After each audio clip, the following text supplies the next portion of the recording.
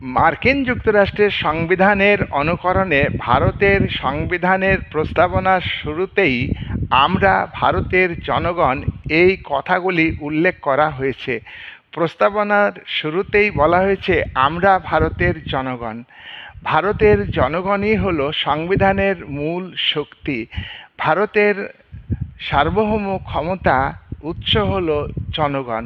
ভারত যে সার্বভৌম রাষ্ট্র, তার মূল ভিত্তি হলো জনগণ। জনগণই সংবিধানকে ক্ষমতা প্রদান করেছে। জনগণ এই সংবিধান মানতে বাধ্য।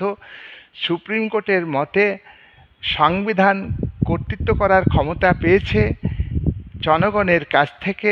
জনগণ এই সংবিধানকে বিধিবদ্ধ করেছে, এই সংবিধানকে লিপিবদ্ধ করেছে।